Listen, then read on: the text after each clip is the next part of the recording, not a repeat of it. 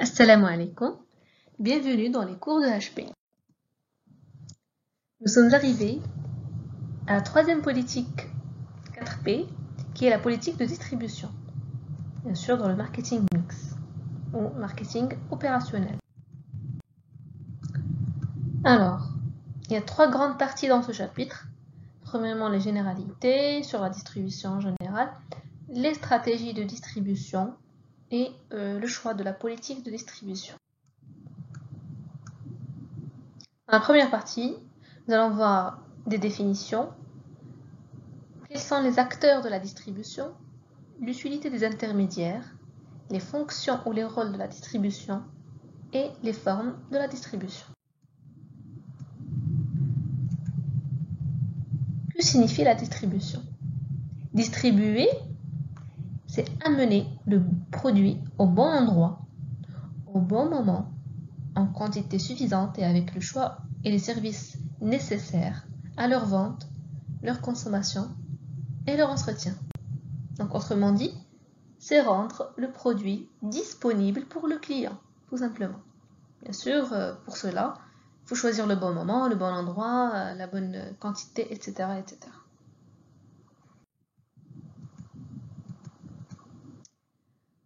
Bien sûr, lorsqu'on parle de distribution, il y a certaines définitions qu'il faut connaître, notamment le canal, le circuit et le réseau. Pour le canal, c'est quoi le canal? C'est le chemin que suit le produit depuis le producteur, c'est-à-dire depuis l'entreprise qui a fabriqué le produit, jusqu'au consommateur. Et il y a trois types de canaux: direct ou bien ultra court, court et lent. Que signifie un canal direct ou la ultra court? Vous remarquez que le producteur, il vend directement au consommateur. Il n'y a pas d'intermédiaire entre les deux. Comme par exemple les boulangeries. Donc, ils fabriquent le produit, la boulangerie, et ils le vendent tout de suite au consommateur. Il y a un intermédiaire بيناتهم. Il y a bien d'autres exemples. Pour le canal court, il n'y a qu'un seul intermédiaire entre le producteur et le consommateur. Généralement, l'intermédiaire dont il s'agit, c'est le détaillant. C'est-à-dire qu'il vend au détail, comme les épiceries, comme les supermarchés aussi, etc., etc. Donc là, le producteur vend au détaillant et le détaillant vend au consommateur. C'est le cas de pas mal de produits d'alimentation, par exemple. مثلا le yaourt. On peut dire par exemple le yaourt, il vend au détaillant et le détaillant vend au consommateur. Le canal lent, c'est lorsque il y a deux ou plusieurs intermédiaires. Donc c'est supérieur ou égal à deux intermédiaires. Mais bien le producteur et le consommateur. Donc on a par exemple le grossiste et le détaillant. Le grossiste, c'est qui vend au gros, en grande quantité. Donc on va parler par la suite des grossistes et des détaillants. Qu'il y a les semi-grossistes, etc. Donc au fur et à mesure qu'il y a deux ou plusieurs intermédiaires, on parle d'un canal lent. Donc vous voyez que la taille du canal, elle dépend du nombre d'intermédiaires. Ici, il n'y a pas d'intermédiaire, ici un seul intermédiaire. Et ici, il y a deux ou plusieurs intermédiaires. Le circuit, c'est l'ensemble des canaux de distribution empruntés par un produit. Parce que la même entreprise, elle peut utiliser différents canaux. Si on prend par exemple Koutoubia, il utilise les trois canaux dans son circuit. Elle a le canal direct ou la ultra court lorsqu'elle vend à travers ses propres points de vente. Donc il n'y a pas d'intermédiaire. Il utilise le canal court lorsqu'elle vend directement ses produits, par exemple les supermarchés, qui eux vendent aux consommateurs. Et elle a aussi le canal lent lorsqu'elle vend à des grossistes, ou les grossistes par la suite, ils distribuent aux divers détaillants et les détaillants vendent aux consommateurs. Voilà. Pour le réseau c'est Shabaka. Donc c'est l'ensemble des intervenants dans la distribution. Tout le monde, toutes les personnes, physiques ou morales, c'est-à-dire soit des entreprises, soit même des individus qui interviennent pour la distribution. Ça peut être le livreur, l'entreprise de transport qui a transporté les produits, le grossiste, le semi-grossiste, le détaillant. Donc, tout l'arsenal qui a participé à la distribution. Alors, pour les acteurs, on en a déjà un petit peu parlé. Donc, c'est les grossistes et semi-grossistes, les détaillants. Et un terme dont on n'a pas parlé avant, c'est la force de vente. Alors, quels sont les grossistes? Ceux qui s'occupent de la vente au gros. Alors, on le dit même en arabe, gros. Donc, c'est les intermédiaires. Généralement, c'est les intermédiaires, mais bien l'entreprise productrice et les détaillants. On a beaucoup d'exemples au Maroc. Pas mal de choses. Donc, ils vendent en grande quantité. Et donc, généralement, ils ne vendent pas au client final, mais plutôt aux détaillants. Les détaillants, c'est eux qui vendent au détail, dans des quantités qui sont adaptées à l'usage des consommateurs. Maintenant, les épiciers et aussi les supermarchés. Donc, ils vendent des quantités qui nous sont convenables, pas des caisses pleines de produits en très grande quantité. Ça, c'est l'affaire des grossistes. La force de vente, ça, c'est l'équipe commerciale de l'entreprise, tout simplement. Les commerciaux, les vendeurs qui travaillent à l'intérieur de l'entreprise et qu'elle peut envoyer les produits d'Yala, etc. Donc, rappelez-vous bien, la force de vente, c'est des gens, c'est des individus. C'est eux les vendeurs de l'entreprise. C'est l'équipe commerciale de l'entreprise. L'utilité des intermédiaires. À quoi ça sert les intermédiaires? Les intermédiaires ont beaucoup d'avantages. Premièrement, ils permettent de diminuer les coûts de stockage et de logistique. Donc l'entreprise, elle vend aux intermédiaires, ils s'occupent de stocker et de gérer la logistique, c'est-à-dire le transport et stockage des produits. Donc ça lève les coûts de l'EDG. Il rapproche l'entreprise des clients. Parce que l'intermédiaire, c'est l'intermédiaire, c'est comme son nom l'indique. Donc, il prend des informations des clients, il les remonte à l'entreprise et vice-versa, etc. Et ça facilite beaucoup la tâche pour l'entreprise. Parce qu'une entreprise qui a des clients très très nombreux, c'est difficile de se rapprocher de ses clients. Donc, les détaillants, ou les intermédiaires en général, ils sont très utiles dans ce sens. Et puis, ça diminue le nombre de transactions entre producteurs et consommateurs. Et là, ici, on a un exemple. On a PC producteur et CC consommateur. Le premier cas, il n'y a pas d'intermédiaire. Directement, chaque producteur, il vend aux 3 consommateurs. Donc, il y a combien d'opérations au total? 3 fois 3, ça fait 9. Par contre, regardez la situation de Tania, il y a un intermédiaire. Il y a le détaillant, le distributeur. Au lieu que chaque producteur, il cherche les clients pour leur distribuer le produit, il vend seulement le distributeur ou le détaillant. Et ce détaillant s'occupe de distribuer aux 3 consommateurs. Donc, il y a combien d'opérations au total? Combien de transactions? 1, 2, 3, 4, 5, 6. Il y en a 6. Donc, vous voyez qu'il y a une diminution du nombre de transactions, mais bien les producteurs et les consommateurs. Et ça, c'est juste un petit nombre. S'il y avait un nombre beaucoup plus important, vous verrez beaucoup mieux la diminution du nombre de transactions. Donc, les intermédiaires ont beaucoup d'avantages. Les fonctions, les rôles de la distribution. Premièrement, distribution, c'est pas juste quand on sait le produit ou ça fait. Il y a beaucoup d'autres rôles. Donc déjà, c'est le transport. On le sait très bien, on ne peut pas distribuer sans transporter. Et la manutention, ça on en avait déjà parlé, le produit. Manutention, on avait dit, c'est c'est le chargement et le déchargement. Donc on ne peut pas distribuer si on ne transporte pas et si on ne charge pas et décharge pas la marchandise. Comme si vous voyez ici le dépôt, donc, ils sont en train de charger le camion avec les caisses, les cartons. Deuxième fonction ou rôle, c'est le stockage, c'est normal. Ici toujours. Donc on stocke. Il faut stocker ce qu'on veut distribuer. On ne peut pas acheter chaque jour ce qu'on veut distribuer le client final. Assortiment et allotissement.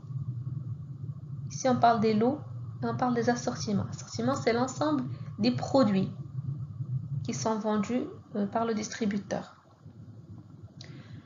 Donc, ils doivent rassembler les produits qui se rapprochent et les mettre dans le même rayon, etc. Un lotissement, ça vient de lot. Un lot, c'est un ensemble de marchandises. Donc, le distributeur, il a les lots qui sont adaptés à la quantité qu'il veut vendre. Et le producteur, la même chose. Les services. Le distributeur, il doit aussi proposer des services aux clients. Par exemple, la garantie, la livraison. S'il vend مثلا des produits comme des télés, tout ce qui est électroménager par exemple, là forcément, donc le distributeur se t'offre à l'entreprise les services qu'il va proposer aux clients. Comme justement la livraison, la garantie, etc. Comme lorsque vous achetez un produit électroménager, une margelle ou là, n'importe quelle surface. Information.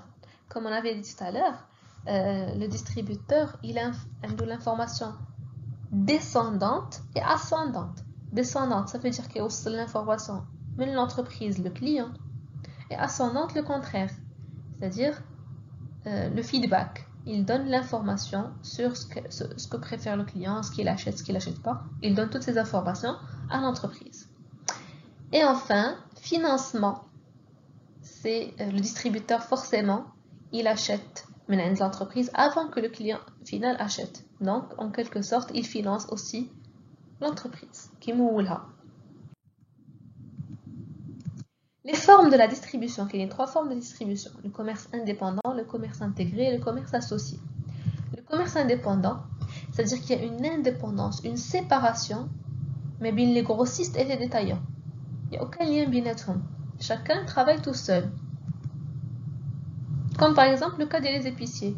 Ils sont indépendants, mais مفروقين في الشركة ديالهم بوحدهم. Et ils achètent من عند les grossistes, etc. وهادو les grossistes هما à part. Donc هنا il y a une séparation totale. هادو بوحدهم هادو بوحدهم mais كيتعاملوا مع بعضياتهم. Le commerce intégré, c'est le contraire. Ça veut dire que en même temps, on intègre le gros et le détail dans la même entreprise, dans la même entité. Ils jouent les deux rôles. Généralement, ils jouent le rôle de grossiste en amont et le rôle de détaillant en aval. Généralement. Donc, c'est le cas de qui, par exemple? C'est les GMS. Les GMS sont les grandes et moyennes surfaces. Ça veut dire les supermarchés et les hypermarchés. Comme vous remarquez, en même temps, ce sont des grossistes et des détaillants. Ils achètent au gros et ils donnent les endroits finis stockés les produits et ils vendent au détail au client final. Ok, ceux qui vendent aussi au gros, par exemple Métro qui existait avant. Donc en même temps ils vendaient aux clients particuliers au détail et en même temps ils vendaient au gros. Mais donc par exemple comme les supermarchés que vous connaissez maintenant, ils vendent généralement au détail. Les grands magasins, maintenant Monsieur Bricolage, etc. Il y a aussi un type spécial de surface, ce sont les discounters et les hard discounters. Discounters, ce sont des sortes de supermarchés, mais qui vendent à des bas prix. Discount, c'est la réduction en anglais. Hard discount, c'est encore des prix beaucoup plus bas. Et l'exemple au Maroc, c'est BIM. Donc voilà, ça c'est des exemples. Grands magasins, Essima et Marjan, c'est les super et les hypermarchés. BIM, c'est les hard discount, c'est le hard discount. Et Decathlon, c'est aussi un discounter, parce qu'il vend à des prix bas. Il y a des discounters spécialisés et non spécialisés. Decathlon, c'est spécialisé parce qu'il vend que des articles de sport. Et BIM, c'est un hard discounter qui n'est pas spécialisé parce qu'il vend beaucoup de sortes de produits. Il y a aussi la vente à distance.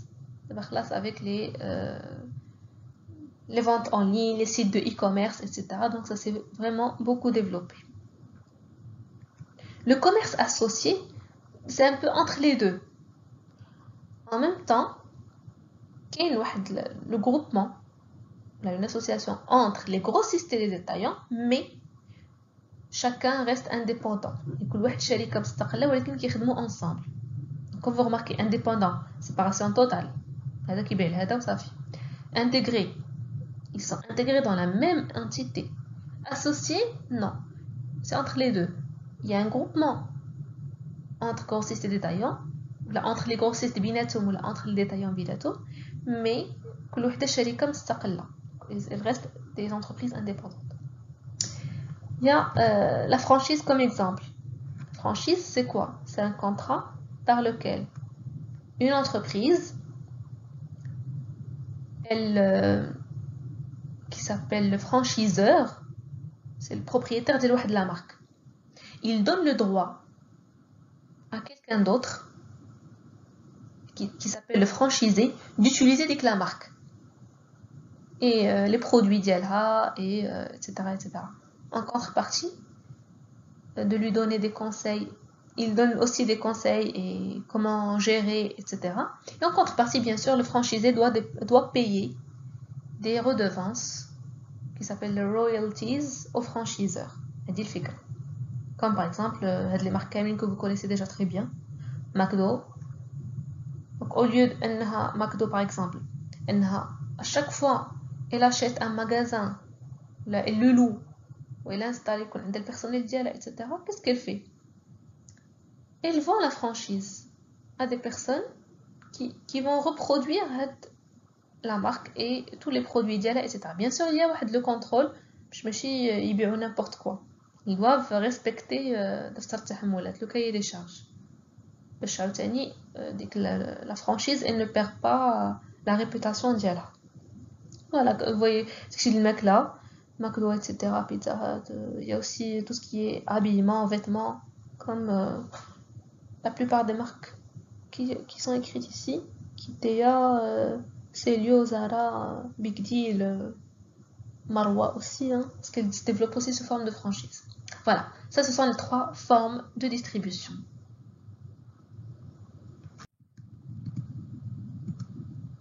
Pour les stratégies de distribution, il y en a 3. On en avait déjà parlé un petit peu lorsqu'on a expliqué le cycle de vie. Donc, la stratégie de distribution intensive, sélective et exclusive. Pour la stratégie intensive, il s'agit de distribuer le produit en masse, partout. De produire ce qu'on est disponible partout. Ça s'applique généralement au PGC, ça veut dire les produits de grande consommation. Généralement, les produits d'alimentation et d'hygiène. Le Jibel, par exemple, on le trouve partout, les supermarchés, les épiceries, etc. Toutes sortes de... Ifren aussi, Danone, Coca, donc il y a vraiment beaucoup d'exemples. Sélective, comme son nom l'indique, j'ai même sélectionner, choisir. Donc l'entreprise sélectionne ou choisit les distributeurs selon quelques critères. Sélective, ça veut dire ntiqa'iya. Les critères, par exemple, selon l'image, selon la zone géographique, la performance, la rotation des stocks. Ça s'applique aux produits haut de gamme, comme par exemple Shirgi. Shirgi, c'est un yaourt qui est plutôt du terroir naturel. Donc forcément, un niveau plus élevé que les autres yaourts. Donc il s'agit d'un produit haut de gamme. Donc Shirgi, on ne le retrouve pas partout. Mais chez jamais les épiciers, ils vendent de la marque. Justement, ils vendent Shirgi. Où est-ce qu'on peut trouver les produits d'Iran? On les trouve généralement en grande surface, les GMS, les grandes et moyennes surfaces, et les supermarchés, hypermarchés. Mais on peut aussi les trouver dans des épiceries qui ont une bonne position géographique, des quartiers un peu chics, où il y a une bonne rotation des stocks. Rotation de stock, ça veut dire derrière qui تباع لهم le stock, donc il y a une rotation. ماشي كتجي كتلقى le même yaourt il y a une semaine ما تباعش. Donc l'image ديال داك donc vous voyez qu'il y a une relation entre les critères et le niveau ديال le produit haut de gamme qu'on vend. باش نحافظوا على القيمه ديال داك لو برودوي, c'est ça l'idée. ماشي في ماشي تلقاه بحال هاد انتنسيف.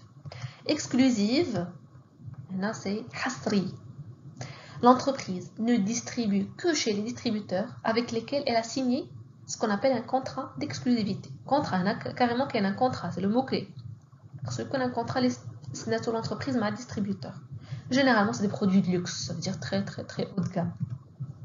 Maintenant, les voitures Mercedes, كنلقاوهم غير عند Autonjuma. Autonjuma, justement, كتبيع غير les voitures Mercedes. Il y a aussi Smeya avec BMW, etc. Donc, c'est des produits de luxe généralement. فايتين شوية le haut de gamme. Ou le bzaf. Alors, pour la dernière partie, c'est le choix de la politique de distribution. Comment choisir? Donc, quels sont les critères de choix? Et on va aussi voir les relations entre les producteurs et les distributeurs. Quels sont les critères sur lesquels on peut se baser pour choisir le circuit ou l'ensemble des canaux qu'on va utiliser? Le produit lui-même, ça dépend du produit. Si on vend par exemple des fleurs, on a un canal long, très long, et après 12 grossissent, semi-grossissent, détaillants. Donc les fleurs, il faut un circuit aussi court que possible, bien sûr. Ou là, pas trop long, à la rigueur. Selon la clientèle, l'image. Donc on a par exemple, lorsqu'on a parlé du haut de gamme. Donc automatiquement, lorsqu'il y a le haut de gamme, on a une croûte intensive. On doit penser à sélectif ou la gamme exclusive si c'est un produit un petit peu luxueux. Selon le positionnement, donc tout ça c'est relatif. Si ton positionnement est haut de gamme, là, le positionnement il va suivre. Là, la distribution il va suivre bien sûr. Et s'il y a des obligations légales, par exemple la pharmacie, normalement c'est là où on peut vendre les médicaments. Donc il y a des choses on n'a pas le choix. Pharmacie. Donc c'est pas la peine de me dire Aspro que c'est pas vraiment légal. Là selon les canaux eux-mêmes. C'est-à-dire le canal qui يحتم عليك انك تبيع في داك لو بديك la voie ولا بديك la façon, etc. Les relations entre producteurs et distributeurs.